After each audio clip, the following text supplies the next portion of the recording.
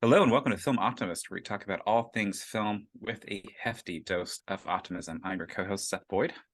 I am Megan Tierney. And we are talking about one of the true auteurs, one of the great American filmmakers, I'm going to go ahead and say it, of all time.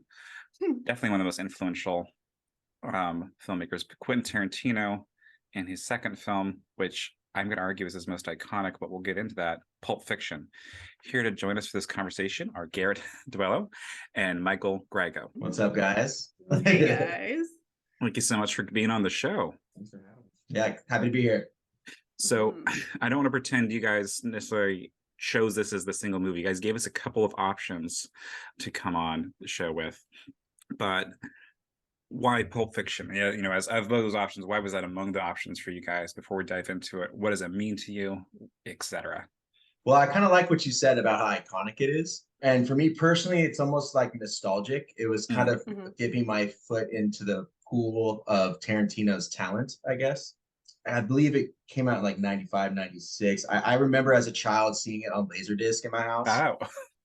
Yeah, If you know what Laserdiscs are, then that's pretty, you're kind of dating yourself a little bit. But no, and then there was just like that iconic poster of Uma Thurman with the cigarette on the bed.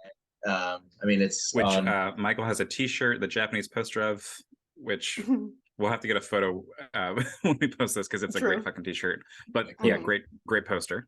Yeah, and then when I think back in the time period that the movie was out, a lot of the stars in this film were stars that I watched growing up, and to see them all in one feature was just kind of unique and like beyond me at that time.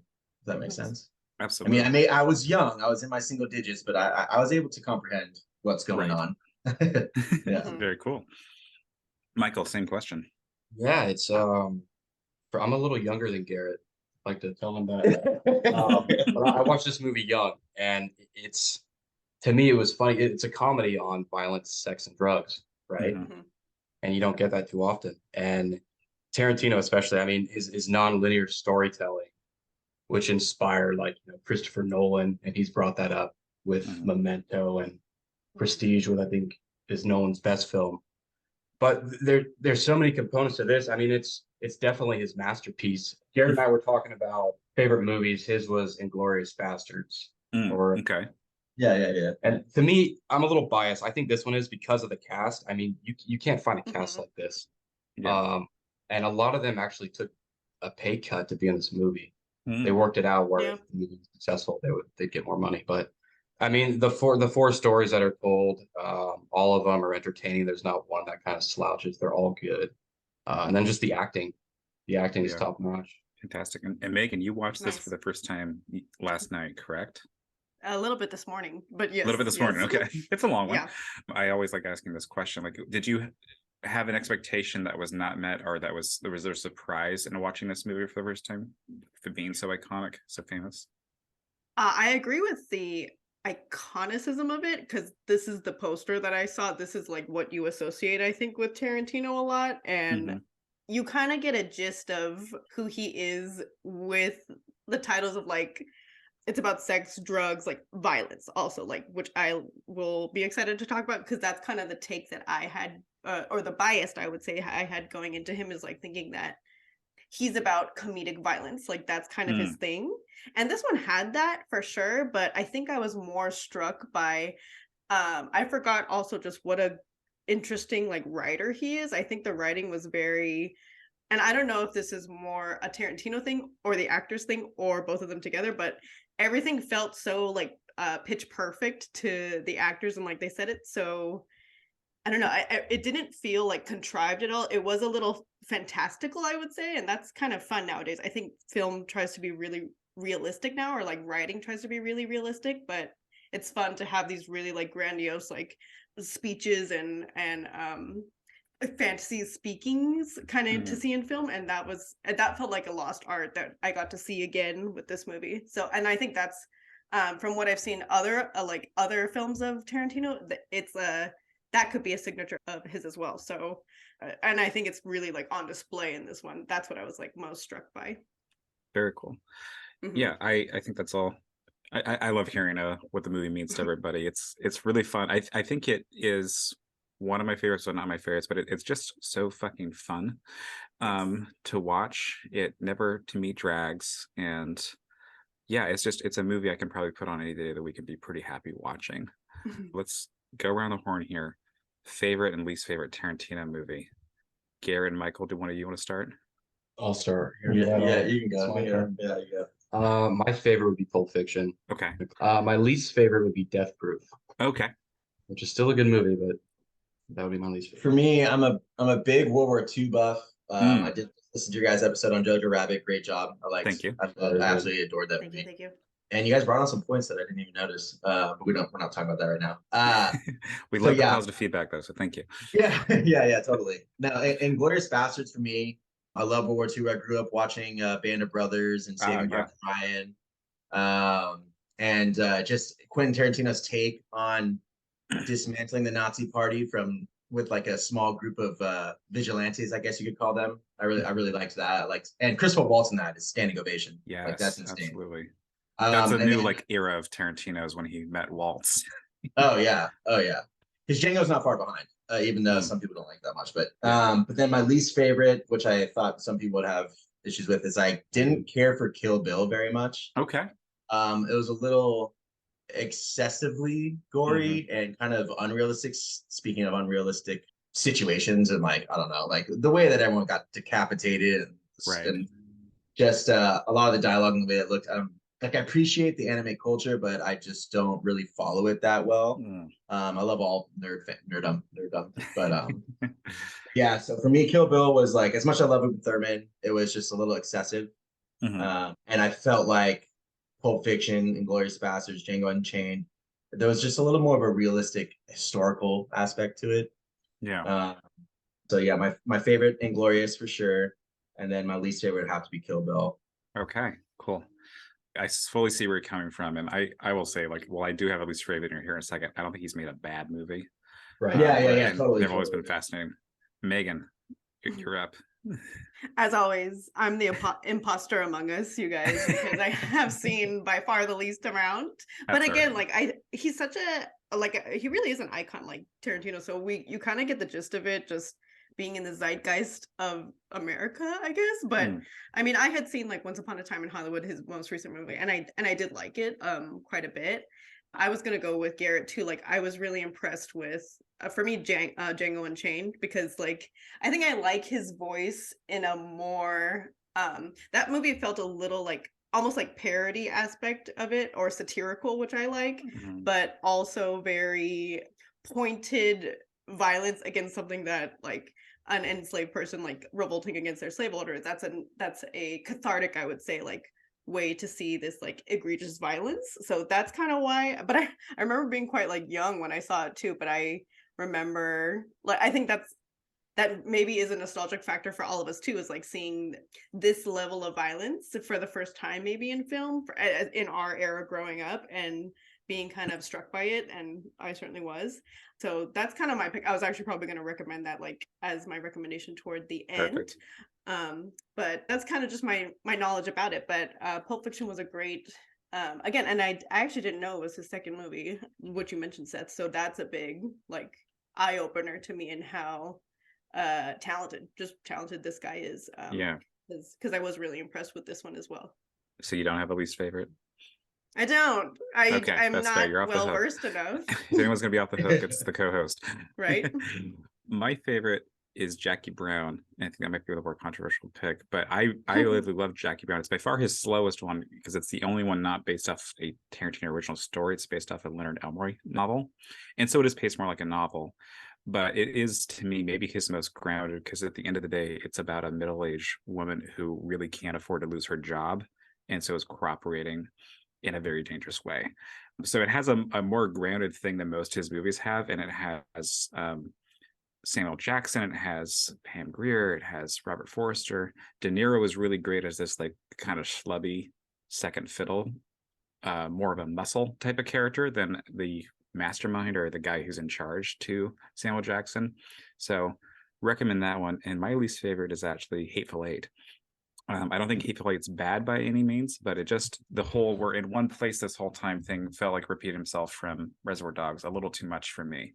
It was really fun to see a lot of the cast they hadn't worked with in a while or before. Like it was fun to see Tim Roth again, fun to see Jennifer Jason Leigh, I think for the first time, but I don't know, to me, it just didn't really, again, not bad by any means. I saw the 70mm showing of that in theaters, and I still have the booklet from that, but just didn't really cross new territory as far as I was concerned. Can I piggyback off that Of stuff? course, that's all For the Jackie Brown, I mean, if we could go into some of the ways he decides the actors. I mean, he's did you listen to the Segura podcast? I did, yes. So it's really interesting, especially with Jackie Brown and Pam Grier. Everybody told him no for her, and she killed that role. And it's the same with Travolta. They wanted it was Matt Dillon to play Travolta in Pulp Fiction. Yeah. And I think this is one of Travolta's best performances, opposed to Blowout. I think it was 1981. He was in Blowout. I don't know if you've seen that. You know, I've seen the British Italian movie that Blowout's a remake of. Okay. Or a new adaptation of. I shouldn't say full on remake. So I really want to see it. I haven't seen it yet, but okay. Keep going. Sorry. Yeah. No, I think it's just for him. I mean, this was his second film, and I know with Fincher when he did Alien 3, I don't know if that was his first or second film either. But he even said he did like a third of that movie. It was on him. Right. The rest, producers took over. You know, the head honcho said, "Oh no, we're going to do it this way." So for Tarantino in his second film to kind of coordinate his own cast. And he didn't change any dialogue. Everything is original. I think it speaks to him. Absolutely. And Fincher's a great person to bring up. I think Tarantino's even brought him up as a contemporary because someone was asking why he hasn't made as many movies. He's like, I write them all. I'm heavily involved in them all. Yeah, right. And he said, like, David Fincher is going to make more movies than me by the end of the day because he doesn't.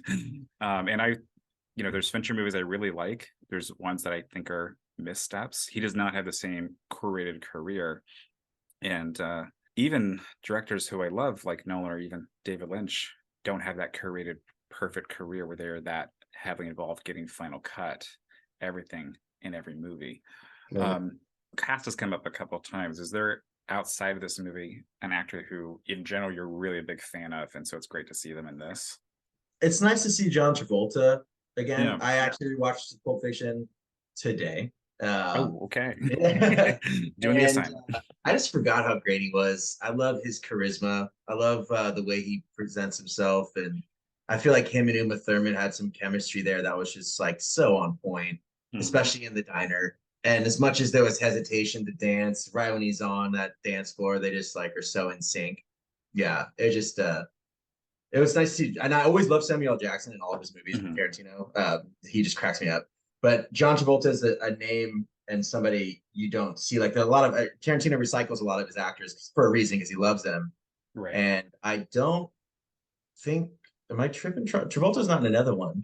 He's not. He's a weird kind of outlier, because I think he's also, people will also say like, oh, Tarantino loves reviving careers.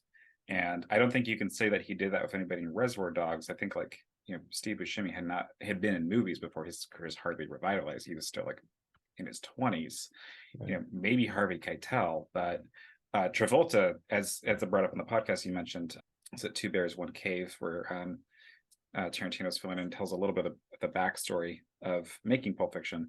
Travolta's last movie was not a very big hit, especially compared to Bruce Willis, who was still a superstar internationally. So I think that is the first person who he really revitalized, although I don't think he did that much with it, to his misfortune. Yeah. Making this kind of interesting. We didn't plan this, but this is our second movie we've done of a guy's second film and a tour after our Memento episode. And in both cases, widely different movies, but they had so much more momentum and so much more clout to do whatever. So Absolutely. That very much carried them through with Pulp Fiction. So yeah. For me in particular, and I think it's more towards Tarantino, because he does it with a lot of his films, is I really like his transitions with the titles. It reminds me of seeing a play like on stage. Yeah. It's almost like the end of an act, like act one's over, they're bringing in act two, and there's a bit of a title to it, and it doesn't necessarily have to pick up where that scene just ended.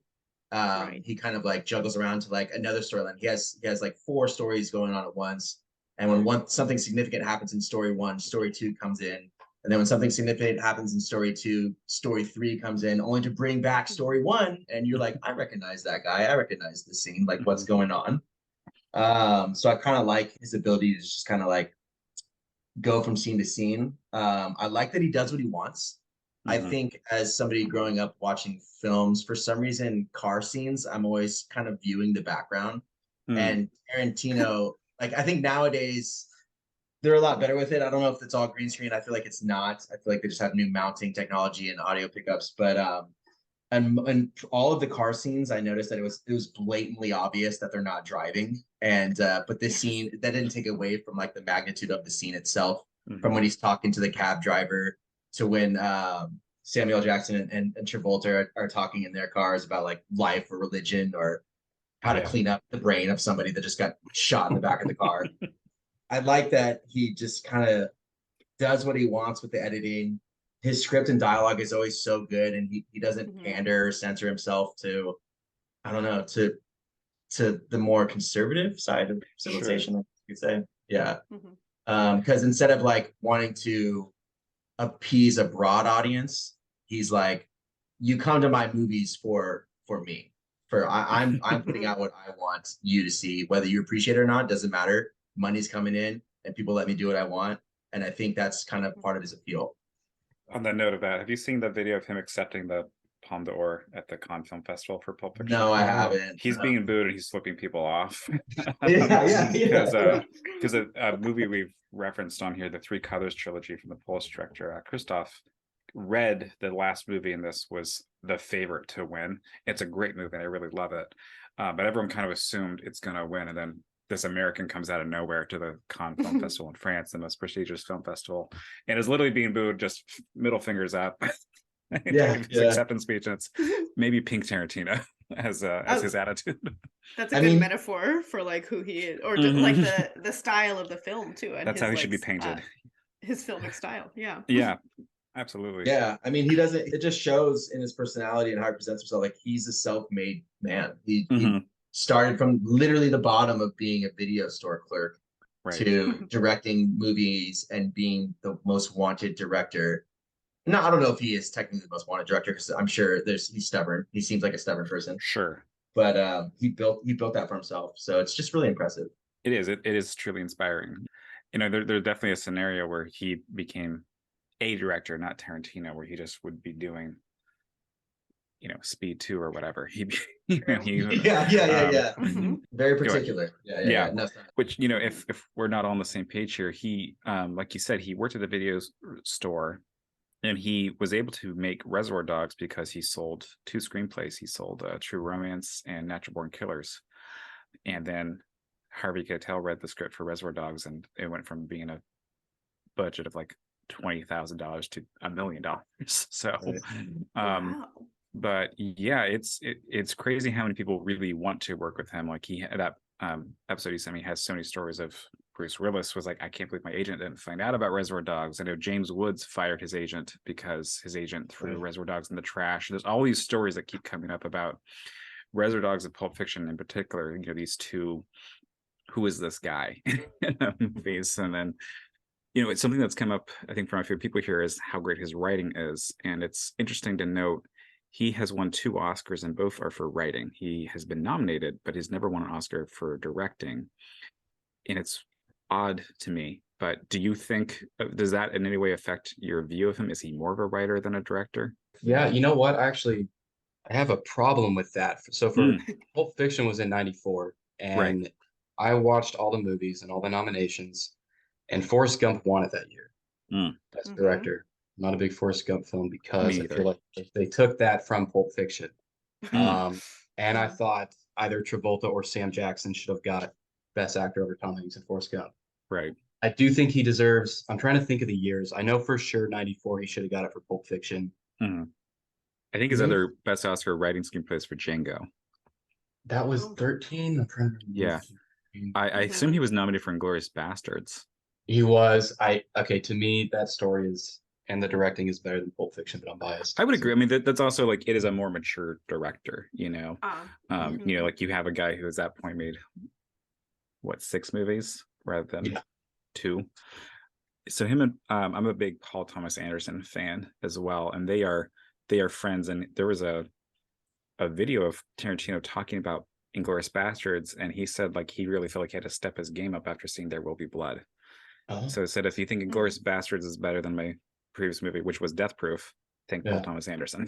So Oh wow, okay. yeah. An interesting friendly rivalry they have. That's awesome. Yeah, which I loved. I mean, like those are two of my favorite directors.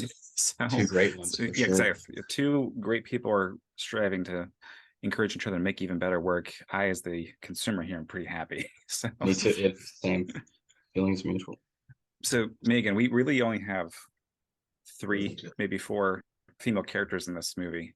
Sure. So you are the woman in the room here. How do you feel about Uma Thurman, everyone else in this, the Fabian character? How does that work for you?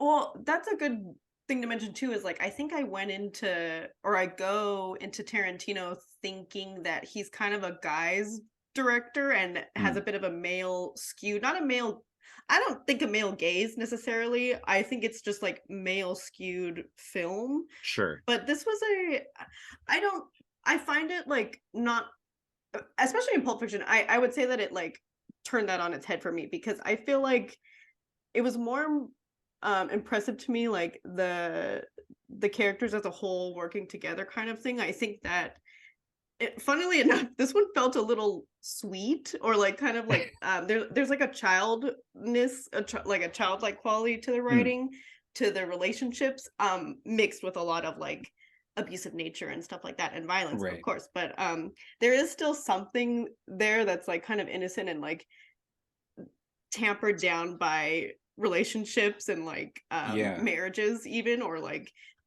these people care about the perception of like normal society, I would say, or something like that. So that, like, seeing it through that lens too was fun for me. I think Uma Thurman is awesome. She's very commanding, I would say. And like I can, again, just I agree with Michael that the choices of like these actors are just incredible, and or just their delivery of these lines. I think that for me the writing is really the triumph of this movie, because it feels so perfect. Again, like nothing felt out of place from any of the actors' like mouth, even though it was a little crazy, a little fantastical the way that he is. Like it all just kind of came together, including the voices of these very different women and like leading women characters and stuff like that. So I sat corrected basically about who he was, I guess. Did it and this is a question for everybody, did any personally, glad to hear that, Megan, did any dynamic, or actually I think a good question about this, like you have the 3 main sections, the 4th being the kind of intro and outro with the cafe, the coffee shop. Is there a segment of this movie, a section that really stands out that is your clear favorite? I would say when it's one of the darker parts. There's a few, but I'd say one that stands out to me would be, and my favorite would be the car scene. So he shoots him. Shooting Marvin in the face, yeah. Shooting Marvin, thank you. They go to the house. I mean, they don't know what to do. They call the wolf, right? And what does he do? I mean, he basically cleans them up and they put rugs in the car. It's like you couldn't think of that. So it's just like the comedy. I was really thinking about that watching this. I was like, wait, this is the genius. He's like, okay, you guys gotta change out the bloody clothes. It's and very simple. Exactly. So that killed me. But you're right. It's also funny, but like they're fucking shaky. They need an adult here to tell them. Right, exactly. Yeah, I would say that scene. Yeah. Yeah, for me, I mean, not to just keep on talking about Jackson and Travolta here. Go for it. But when they go into the apartment and there's the guy eating the burger and the dude on the couch, and he just immediately controls the room. Jackson does. Tells everyone, calm down, calm down, calm down. He even like motions for the gentleman on the couch to put his leg back up, like, dude, I'm here to hang out. Right. And then, these guys they don't really know what's going on at first, or maybe they do. They just know they're in trouble, because who's this guy and why is he asking about my food and eating my food and drinking my drink? And you just tense how tense the scene is, and having John Travolta walk behind, he's in the kitchen. It's like very laissez-faire, very doing what I want. He's like barely even in the frame when he's responding to questions, right? He's like out of focus.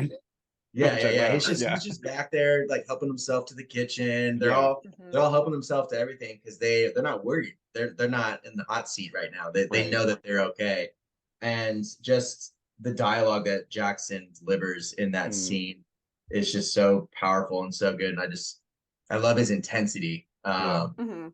And yeah, it's just I think that scene in particular, I love that because he's just talking about his life. He's talking about stuff that doesn't even matter. Like, yeah, I'm not allowed to have hamburgers because my girlfriend's a vegetarian, which means I don't really get them. But man, do I love them, you know?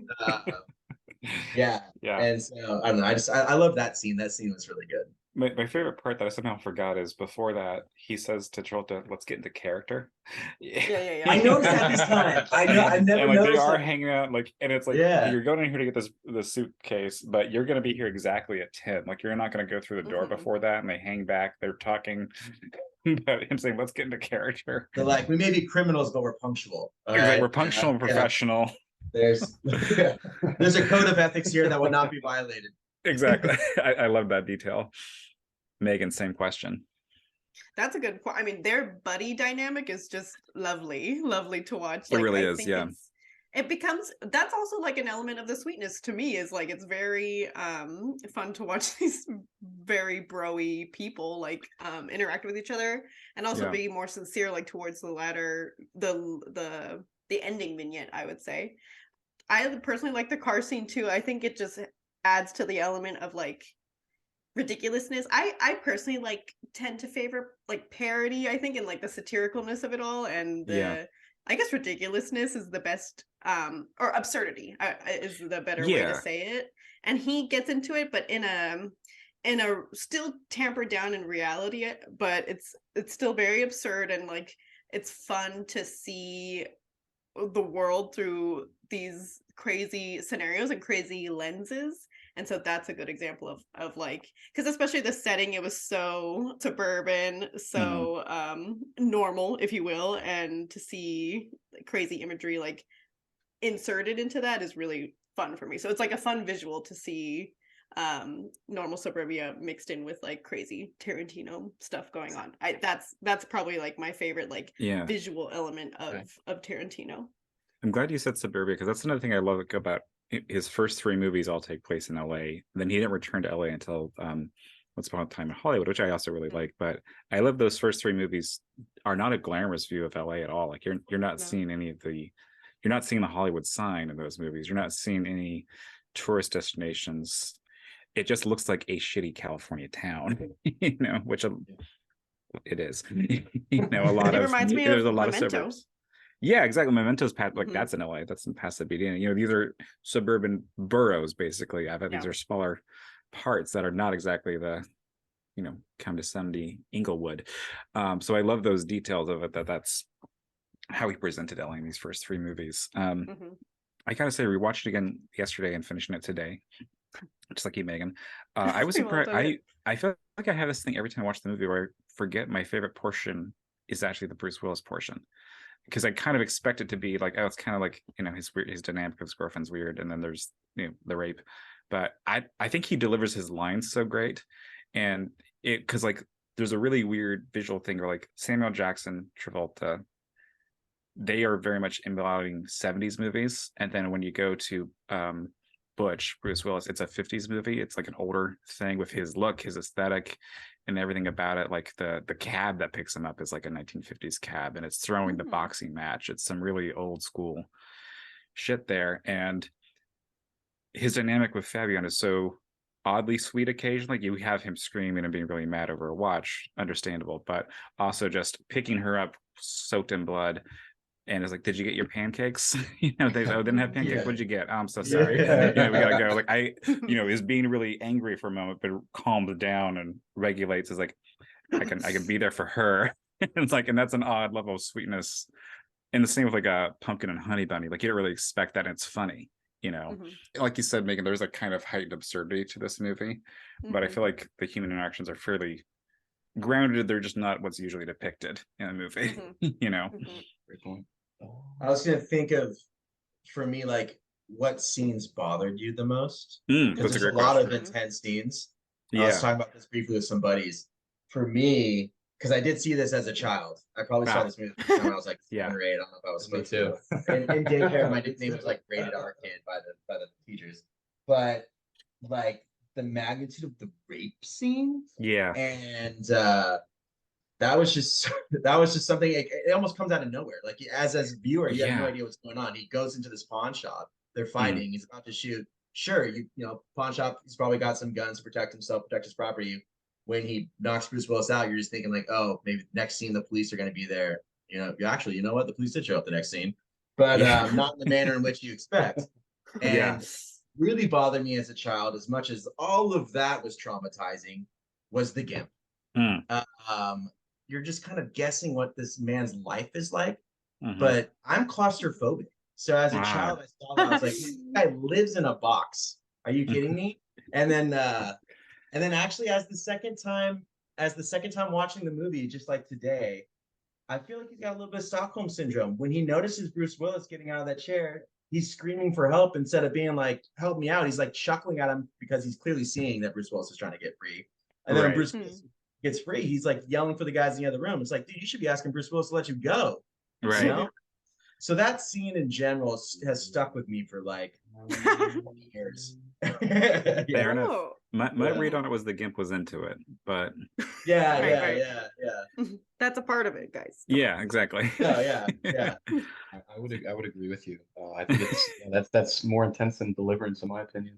I think 'cause Yeah. we both watched it at 7, 8 years old. Yeah, you're Ooh, like, okay, I also did not see that it's at 7 or 8, so Yeah. fair enough. That's kind of plant a seed. Yeah.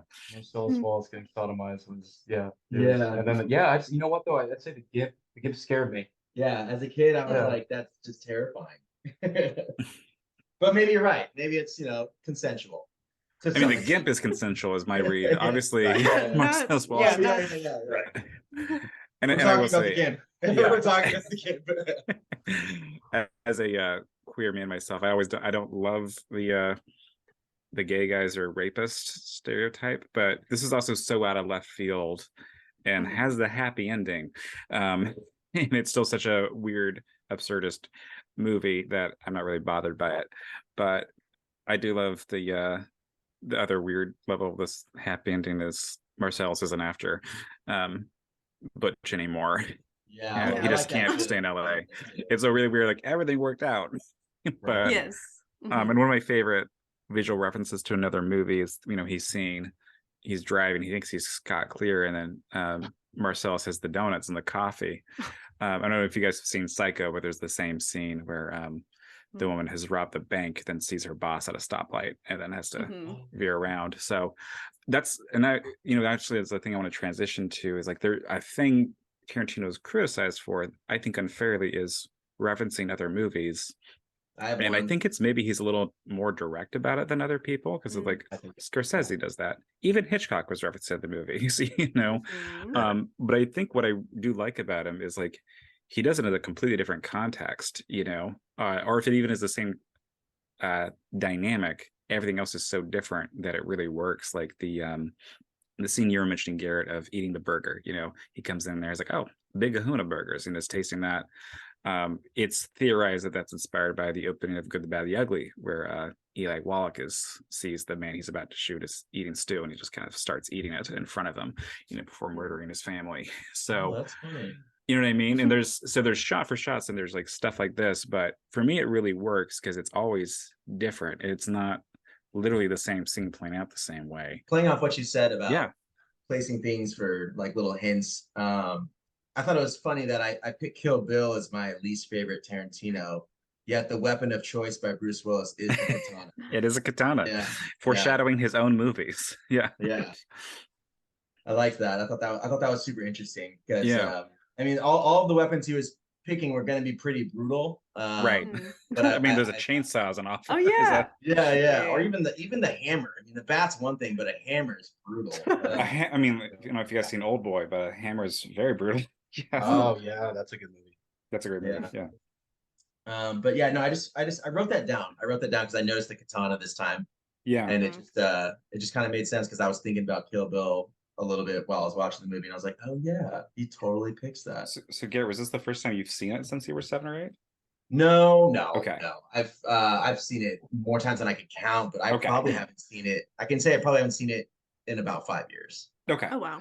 Yeah. 5. I was gonna say, like, what did you misremember if it's been that long? Yeah, yeah. It was just like you just don't think about it too much. The scene that's happening before the katana is kind of Yeah, that you'll remember. Yeah, yeah. I know multiple people, and I'm unfortunately one of them, who showed this movie to their parents, forgetting that scene happens. And it's like, I'm glad to know this has happened beyond just me. And I just watched it with my dad, so it was cool, but he was also very shocked. Yeah. You know, but it's a big Bruce Willis fan. Bruce Willis comes out okay, so he was okay with it. But Yeah. if that's happened to you, write in. I think this is a surprisingly common thing of having seen this movie and forgetting because you just want to be an excited kid showing it to your parents. This is definitely one you watch alone or with friends at like Yeah. at a sleepover because they have the DVD of it or something from Exactly. their older brother. Yep. That's exactly yeah. That's the perfect way to watch this. You steal your older brother's copy. Yes, yes. I think I was impressed like with in talking about like all these crazy scenes that we were talking about.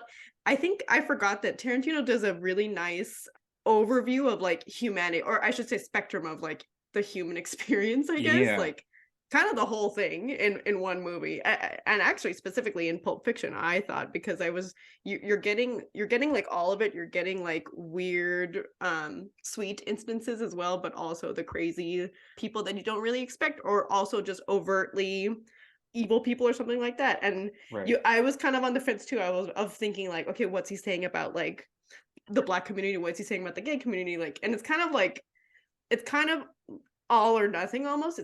I don't feel like he's taking a specific stance on it necessarily, and we don't need him to in the movie. I think it's more about like showing the spectrum of humanity, showing these characters like in the way that they are. Basically, that's why I was like also so impressed with his writing. It doesn't necessarily have to like take a stance, be on a soapbox about these things. I don't know if that was even in the normal like zeitgeist of film at the time, but certainly like he has kind of like not done that, and he gets to explore that in future movies like a Django or Inglourious Basterds or something like that. But this one very much I felt like wasn't that, and I like to see that spectrum of humanity on display through his eyes, because that feels like what he's kind of talking about. That's a great point, Megan. I think to reference somebody again, I'm going to paraphrase, but there's a quote from David Lynch that is like, if you're writing a screenplay, you do not need to be worried about representing the whole of everybody. Like if you're writing a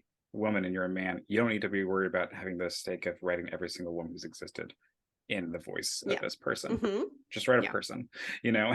And I think Tarantino does that. These feel like very real characters to me. They're obviously, you know, that's the other thing, is like, it's not like, I don't think anybody at the end of the day, once you reach a certain age, is like, man, I really want to be like Vince. It's like, do you really want to murder somebody and then get shot yourself? You know, it's like all the characters, I think most, if not all the characters, say something racist at some time, you know, but they're all career criminals. You know, it's not exactly an endorsement for the behavior. So right. Yeah, no, I completely agree with you guys. Yeah, because he has been a few directors have commented on some of the word usage. Notably would be Spike Lee. But you know, I think Tarantino basically said a rendition to what Lynch said, which you just said. It's a story, right? Right. And you're trying to get as real as you can. And I've been a cop for a little bit, and I've met a lot of racist people, racist white guys that talk like that, you know, and I've met African Americans that will use that word too. It's realistic, right? And it's Tarantino's world, and he's not pandering to to everybody. He's not censoring himself, right? Like you said, with Lynch saying that as well. Yeah, exactly. And it doesn't, I mean, and I do love Spike Lee, but I think I understand Spike Lee being more bothered by it, obviously. I'm white, but I don't feel like he's saying it to say it, you know. It's like, this is organic to the characters. And I think among the times he was most criticized for it was Django Unchained, and he made the point, like, there's no way you can tell me I use that movie more than people during that time period used it, during slave owners would use it. And like, I just read Faulkner, The Sound of the Fury, and I think that word comes up more in that very short book than Pulp Fiction, than even Jackie Brown. So and those are the heroes. So it certainly is an established thing. And yeah, again, he's not doing a moral character who you should aspire to be in any of his movies. You know, the closest you get is Django. Is there any part of this movie that to you lags? That's a good question. Not really. I feel like everyone just knocked it out of the park. Yeah. I think it's truly his masterpiece. I don't think there's any area in this film that lacked. Yeah, I can't think. Maybe for like a second in the beginning, because you're like, why are we talking to these or watching these people at breakfast? But then you quickly realize why. With that note, like Megan, you had not seen this before. Did you think that was going to happen in Pulp Fiction? Because I always love that intro of how it plays out, and just like the freeze frame and Rizerloo playing. We've got surf guitar over it. And was it Pumpkin and Honey Bunny. Honey Bunny and Pumpkin. Yeah. Honey Bunny. Yes. How could I Tim forget? Roth, and I don't know her name. Yeah, we don't see them or they're not part of the iconic characters like that you know of Pulp Fiction, even having not seen it. Like I hadn't. I'm wearing my Hawaiian shirt for Honey Bunny, for Pumpkin rather. For Pumpkin. Yeah. Yes. Yeah, I think it was like I just think, who are these guys? Like, where's John Travolta in the UC Santa Cruz shirt? But and is the UC Santa Cruz shirt more iconic to you than the black suit? A little, almost. Very proud. Yeah, I knew somebody with that Santa Cruz shirt. I thought about that too. That's I mean, I really wondered if that was an Easter egg. I should have known. I thought maybe like Tarantino went to Santa Cruz or something like that. I don't think he went to college. Right. Okay. He just started making movies. Very interesting. But he knows California quite well. So yeah. That's kind of what it felt like. Is like a little homage, a little in of somehow. But they were just a good like intro to this maddening world. I think that for me, the non-linear storytelling was kind of an interesting aspect too. I like what you said, Garrett, like the idea of it being a play kind of helps guide it along, especially, and brings in a literary aspect of it, like bringing it back to old school storytelling, like literary devices, I guess. And then for me, like they felt very much like little vignettes until the ending and beginning became one. Little vignettes to like create this world more so, and create like just a backdrop for these characters more than just like stringing you along to get to the end. I think the end comes very nicely, actually, like at the very ending and stuff, and we see where everything comes together really nicely. There was another movie that did that, or that we've talked about, Seth, for sure. It's nothing as crazy as like Memento or something like that. And it's kind of nice in that way. Like I like the pacing of it overall, like in general.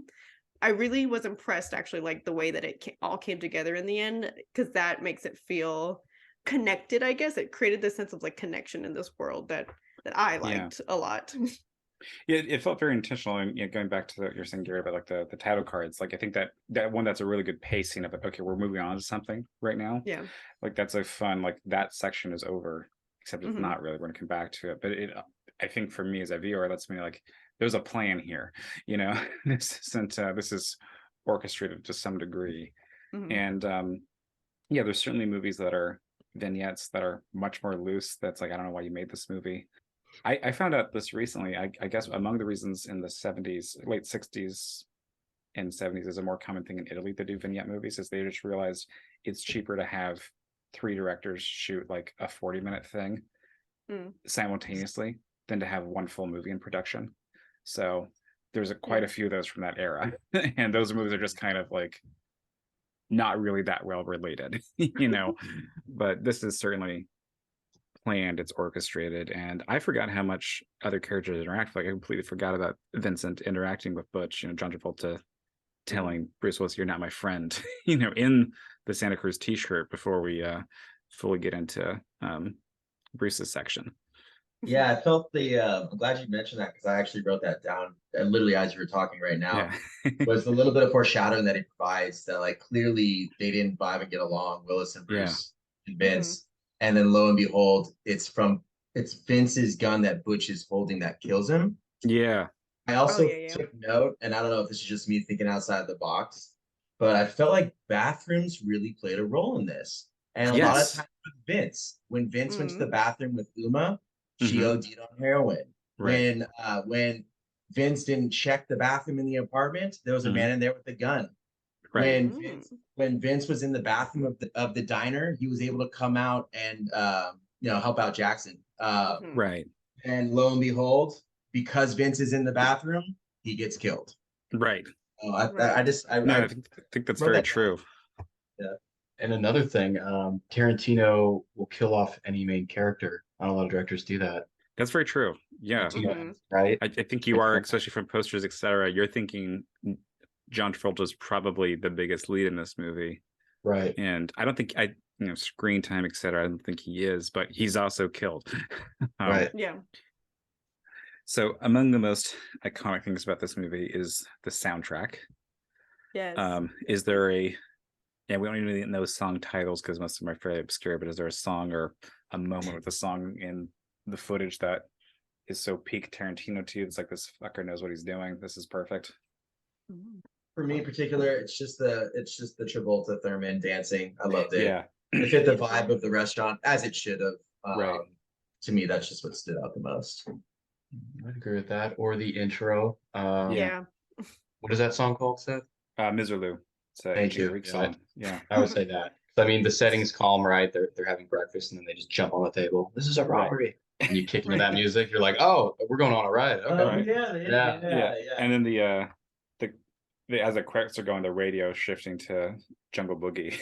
Oh yeah. Yes. That's great. Mhm. The one that stood out to me, funnily enough, was the Al Green's. What was it? Not Let's Get It On. The other one. And it's Let's with, Stay Together. Is it that when Ving Rhames is talking to Bruce Willis at the clip? Yeah, that's a great one. Yeah. Yeah. That's also was- kind of fun to have like a sexy love song while he's being told your ass Exactly. is going down, you're fucking washed Right. up. Your ass That's is it. mine. Yeah, exactly. I That's think you're right. exactly- That's maybe the best use of it. There's that like funny element too. Like I think that Tarantino. I think what I took away like from it ultimately is like the wittiness of the Mhm. writing too. Like there's a lot of wit in there, and there's a lot of like double entendres, which is always so much fun. Even with like stylistic choices, even with like filmic choices, there's a lot of wink winks going on, which was so fun, which I really love. I gotta check it out real quick because we always talk about budgets on this movie. Oh, I got it written down. It was 8 You do? million. Yeah, it was 8 8 million. million? And the box office was million. 213 million. Fantastic. Beautiful. Appreciate you Not doing too that research Yeah. for us, Michael. But yeah, that's I know. incredible, folks. That's fucking amazing. Mhm. That cast with $8 million. That's also Right. incredible. Like you were saying, like people took a pay cut to work with them. Right. They obviously could have probably had their real check and still made a huge profit, but whoever made that decision was right. But this is the type of movie that makes me really remember how great 90s American film was as well. Yeah. Like you could make a movie like this that made $213, whereas the Marvel movie makes $213 today and the series is canceled because that's not enough money Right. to cover Right. profits. So Right. very nostalgic for that era. Obviously there's still great indie movies being made. Yeah, let's maybe go around the room here, the virtual room, with like your closing thoughts. Like, you know, let's be more specific. What would you tell somebody who hasn't seen Pulp Fiction before?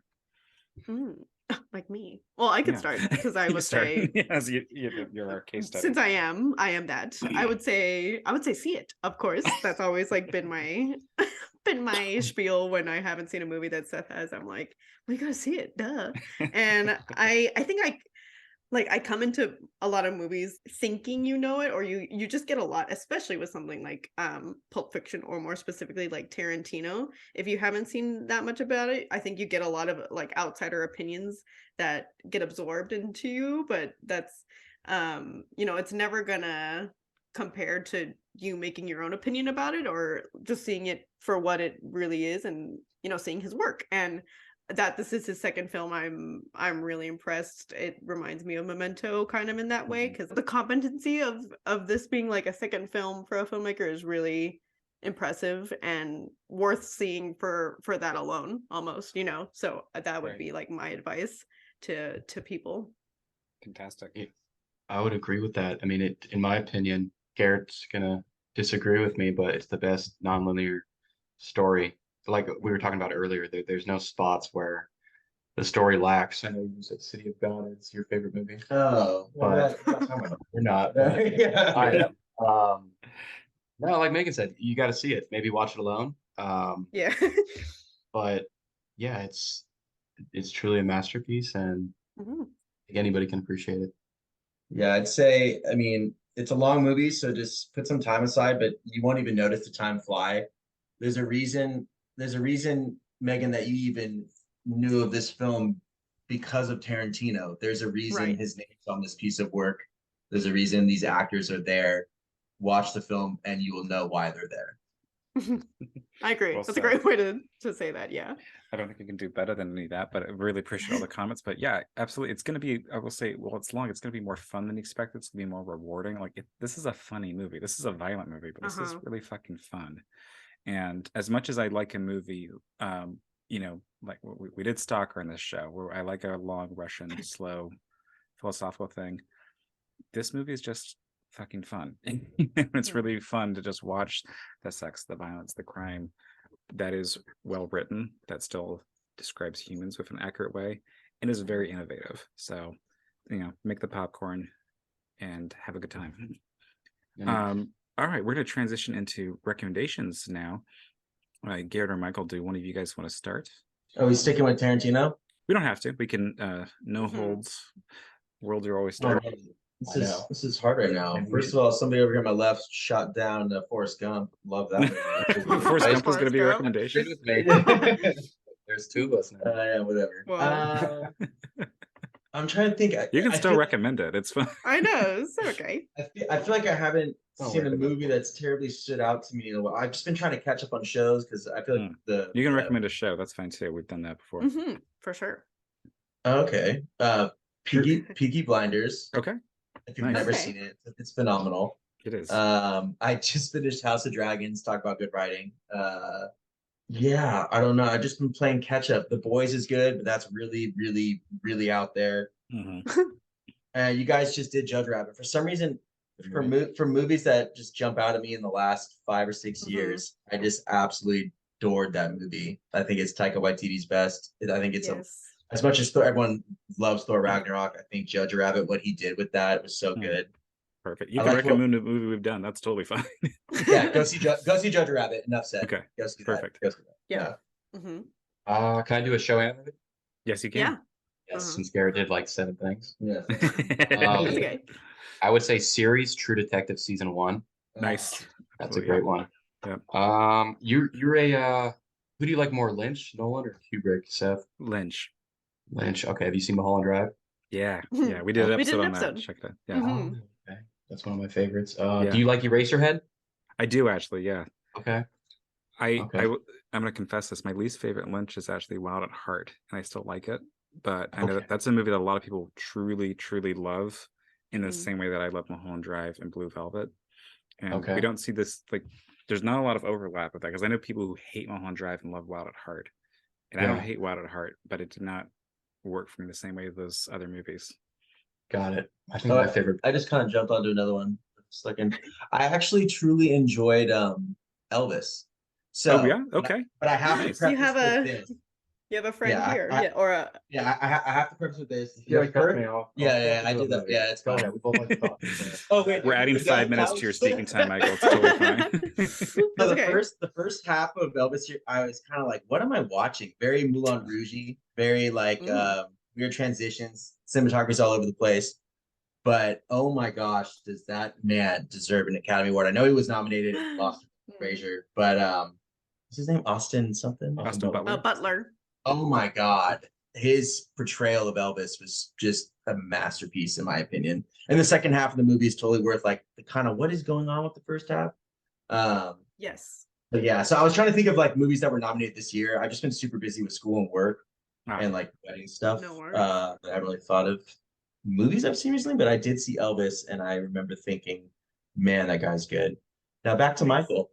I'll stick with the Tarantino film. Okay. I would say the Inglourious Basterds. Yeah, look at me. Inglourious Basterds is the answer. Yeah, Inglourious Basterds. Yeah. It's a great movie. Yeah. You can also have like another 3 minutes since Garrett interrupted you if you want. Yeah, Do you have that's like- 7 No, the second Seven Yeah, you have other 6 other choices? things. They don't. You can just recommend whatever at this point. It can be like Yeah. food that you had that was good, or Okay, yeah. I saw Greta Von Fleet in concert. They're pretty good. okay, A nice, couple days ago. It's a good band. perfect. Food would be Garrett's I knew you were gonna say Gay that. 90s Pizza in downtown Pleasanton. Megan, have you been? Ooh, not yet. Well, I had Yeah. it. I had it at your Oh, place. that's right. Yeah. Hmm. Nice. It's Cool. haunted. Also, the location. Yeah, yeah. I have a Really? video I can show you. Okay. Hmm. Megan, your turn. I'll piggyback off of Garrett because I agree with you, Garrett, and with Elvis. That well, this was for me. We talked about it a little bit with Seth, but this was a redemption movie specifically for Baz Luhrmann because Gatsby looked god awful, insane, too much CGI. Like, oh god, it just didn't work.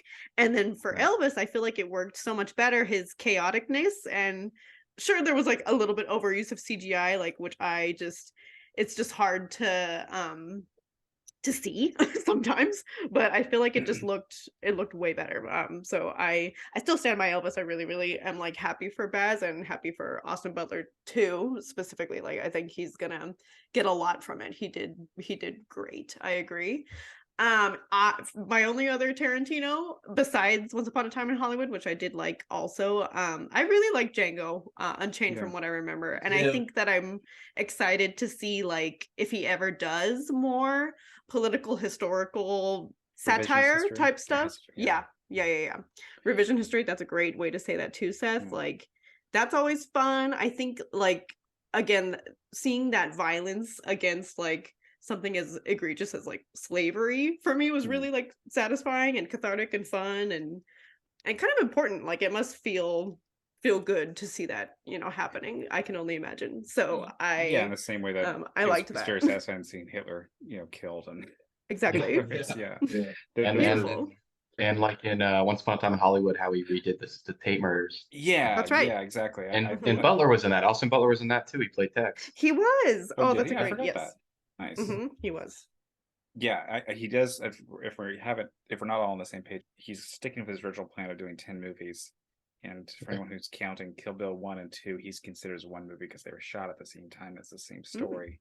But he's announced his 10th movie as I think it's going to be called The Critic, or at least it's about a female critic, and it's widely speculated to be about Pauline Kael, who was a very influential film critic in the 60s through, I think, her death, which might have been the 90s or 2000s. But I don't think any other details are out yet. I'm not gonna lie, while this sounds cool, I was kind of hoping he would do a sci-fi, because he did Western, he did his straight up crime movies, he did his war movies. It'd been kind of fun for him to do another full-on genre movie, like sci-fi or horror or something. And for a while he was talking about directing a Star Trek movie, which I would have loved. Yeah, I liked all the new Wow. ones. I like them too. Like I'm a big Star Trek fan in general, and I was intrigued by what that would have been, but I'll take whatever he does. I think he's also going to kind of cheat and talking about doing TV. I was like, oh, I'm not directing movies anymore. I'm doing TV series. So who knows? That's kind of, I feel like where a lot of money is in the market right now in cinema, because it's in my opinion, similar to Tarantino, as he referenced in that podcast, it's getting a little oversaturated with Marvel movies and with superhero movies in general. Let's go back to our roots. Let's get original here. Yeah. Right. And there was a interview with Matt Damon recently, and I'm trying to remember where it was. He was talking about, I think people often don't understand with budgets is like the DVD market almost doesn't exist anymore. Where I saw the exact interview. I know what you're talking about. Yeah, exactly. Yeah, and it's like you almost used to be like opening day again when it was when you. And I remember like I was raised middle class. I remember my parents going to Target and we just throw movies in the cart that we hadn't even heard of before, because it's like, holy shit, a DVD for $20. Let's find out what this is. We also didn't go to the movies that often, so it's like so many people were doing that because it was just the thing to do, and you'd see those ads that were like a dual ad for Walmart and whatever the fuck the DVD was, and like I still collect DVDs, but that's just not really a thing anymore. So it really affects the type of movies that can be made. Yeah, my DVD bin is now my Voodoo account. If you've ever heard of Yeah. yeah. I'm not too familiar with Voodoo, but we almost did an episode on the best streaming services, and I'm really glad we didn't, because when we were going to do this, I would have made the call that HBO Max is the best streaming service before all their weird mergers and shit, and I'm just like not releasing movies that are done. Oh my. Yeah, so the reason I like Vudu is a lot of the streaming services, including HBO and Netflix, unless they own that specific movie or they kind of developed it themselves, Vudu basically allows you to buy a digital copy of the film and you hold it forever. The difference between Vudu and Amazon Prime is Prime you pay an annual membership or an annual fee. Right. Vudu is completely free. Okay. So once you have it, you use your Vudu to watch your particular movie. So like for me in particular, there's movies that I hold close to my heart that like I watch when I'm at home sick or if I'm bored or if I need background things or like nostalgic films. I use my Vudu account and I put them on my wish list and I wait for them to go on sale, kind of like a Walmart or Target DVD bin. Right. So like my Vudu account would notify me when a movie, like most recently, I don't know if you guys have seen Bedazzled. I've been on a Brendan Fraser kick with Elizabeth Hurley and Brendan Fraser. Great film. And it was on sale, so I purchased it. And now I have a digital copy of it. I don't have to pay Vudu any annual fee. Okay. And I can either download it directly to my phone, I can stream it through Wi-Fi or my cellular network. Vudu, as much as its UI, its user interface is not very aesthetically pleasing. Okay. It's still its functionality is like really what appeals to me, and like I like that. I like having the physical copy. The physical copy. I like supporting small business. Yeah. I like going to Rasmussen's. Small business. You used to go to Rasmussen's. Man, I used to live at Rasmussen's, just going through those sections. Oh yeah, dude, I still go there. I live in Milwaukee now, so I don't. But I am 2 blocks away from a record store that's next to a video store, so I'm frequently in there. Okay, I love that. Dump into both. But yeah, I'm with you. Like and like the Criterion Collection is great for this. They do those like great editions that have like essays and they have behind the scenes features. And they'll have like a poster and all this shit. Yeah. So, right. I was a behind the scenes person a lot. And so where do you seek it out now? Like on YouTube, maybe it's a shitty copy of it. Like, yeah, that sucks. Yeah. Okay. Sorry, we should wrap up. My pick here is the film The Conformist from 1970, directed by Bernardo Bertolucci. It's an Italian movie. And I want to bring this up because like I don't know if Tarantino actually has cited this movie as an influence on him, but a really fucking cool thing about him is he is so open with his influences, and he's really specifically always referencing older movies and movies from other countries, and is bringing attention to things that don't make a lot of money in America. I really like that he draws attention to foreign films in general, and so I think following interviews with him got me starting down that rabbit hole at a fairly young age, and to the point where I'm still finding new Italian directors and films from all over the world. But this is a really great movie that's set in the rise of World War II. It hasn't happened yet, but it's a young man who maybe is in his mid-20s or so, but doesn't really have anything going on, and so decides to basically join the secret police of Mussolini's fascists. So it's a really fascinating character study. It's beautiful. It's really well shot. The sets are amazing and everything. It's very stylized, but it's just this very interesting character study of a time in history I'm not too familiar with, which is the rise of fascism in Mussolini's Italy. Fascinating movie. Highly recommend it. So Italian directors, have you seen any Dario Argento films? I've only seen Suspiria. That's his best one. Yeah, I need to take a deeper dive, but in general, I'm a big fan of Italian films. Okay. Particularly Fellini. But I've been getting past Fellini lately too. Well, I'm gonna watch that movie you just recommended. Well, glad to hear it. Let me know what you think. But it's very stylized. Really cool. All right. Well, Michael and Garrett, thank you so much both for joining the podcast. This was fantastic. You two are welcome on anytime.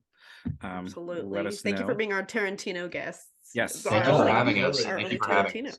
We've been, I think, to some degree, I don't say avoiding it, but we've been like, who do we do it with has been the question. Yeah. You know, like, which movie do we do? What do we bring on? So we're very glad you guys suggested it. It's perfect. Absolutely. All right. Well, folks, that's all for now.